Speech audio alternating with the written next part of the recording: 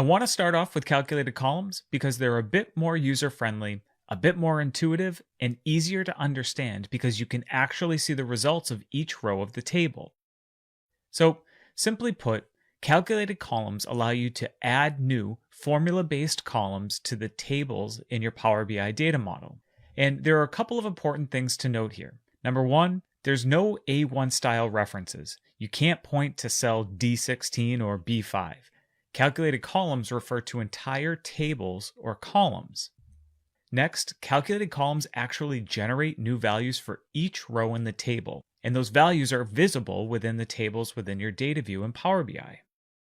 And third, calculated columns understand something called row context. And what I mean by that is they can see the information contained within each row in which they calculate. And so they're great for defining things like properties based on information within that row. But they're generally useless for things like aggregation, like sums or counts or averages. So an important note here, as a rule of thumb, you're going to want to use calculated columns if you want to stamp static fixed values on each row within your table. Remember that you can also head upstream from here and use the query editor to add calculated columns. But what you don't want to do is use calculated columns for aggregation formulas or try to calculate numerical values to use in value areas of a visualization. So we'll be using measures for that instead. Pro tip here, calculated columns are typically used for filtering data, giving you new fields that you can use to create those filters, rather than creating or defining new numerical values. Alright, so let's walk through a couple of quick examples. Here we've got two different tables, and in each case we've created a new calculated column. In the top, one for parent, and then in the bottom right, one for total quantity. Now, in the top left example, you'll notice that in the DAX formula bar above the table preview, that we've created a new column that we've named parent, which equals yes if the total children field in that table is greater than 0, otherwise return a no. And when you read through this formula, you'll notice that it looks very, very similar to what you might write in Excel. So it's that same kind of user-friendly syntax. Now remember, since this calculated column understands row context, a new value is calculated in each row based on the associated value in the total children column. So what we're doing here is cycling row by row by row through the table, and we're looking at the row context for the total children column and returning the proper value based on how we've defined our formula. So this is a valid use of calculated columns.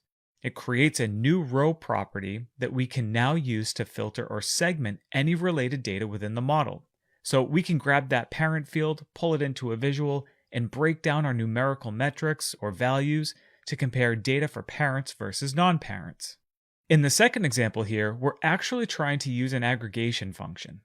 In this case, a simple sum of the order quantity field to create a new column named total quantity. But here's the thing.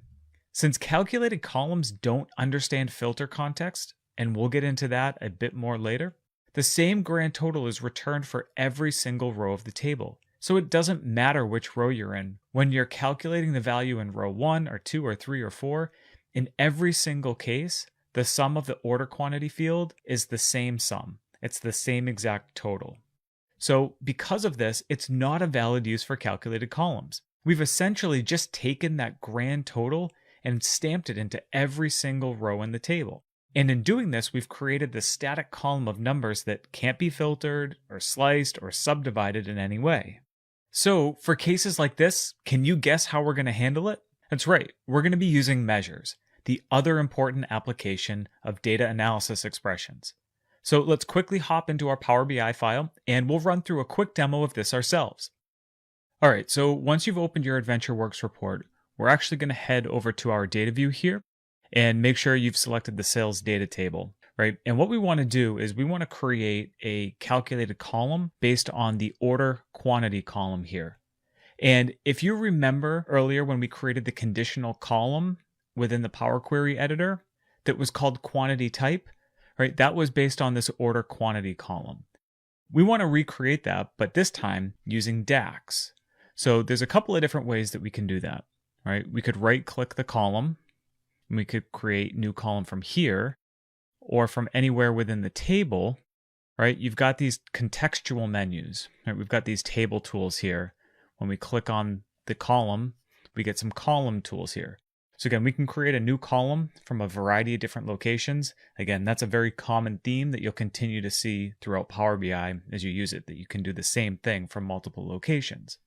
So we're going to create a new column, and we're going to call this quantity type equals, and this is going to be using an if statement. So what we want to say here is that if our order quantity column is greater than 1, then we're going to return multiple items, otherwise a single item. As a best practice here, it's great to also format your DAX.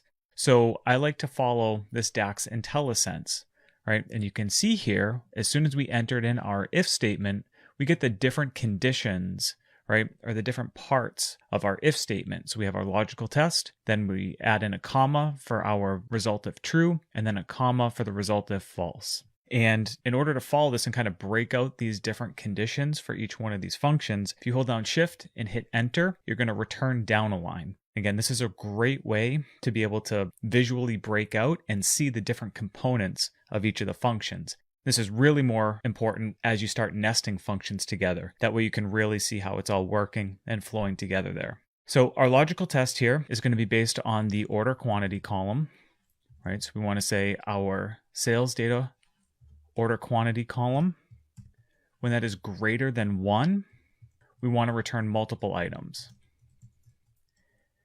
If it's not greater than 1, we want to return single item. And then we'll close our parenthesis there. So really straightforward here, right? So let's lock this in, right? And you can see we've got this quantity type column that's now created. Single item, order quantity equals 1. Now let's take a look at only our multiple items. Multiple items, order quantity is 2, or higher there. So again, that works exactly the same way that it does when you created that column within the Power Query editor. This time we're just using DAX. So now if we were to add another calculated column here, and we're going to call this something like total quantity, and let's use one of our aggregation functions like sum. Again, Shift Enter to return down a line. And let's say we wanted to sum the order quantity column from our sales data table, right? And we close our parentheses, hit Enter to lock this in. And now look what happens, right? Same thing that we saw in the slides. We get the same repeating total for each and every row here, because there's no row context when you're using an aggregation function to create a calculated column like this. So this is not a valid use of a calculated column. So we're going to go back and we'll right click, delete, confirm that we want to delete that. And instead of using a calculated column for that type of an aggregation, this is really something that we want to use a DAX measure for, which is what we're going to dig into next.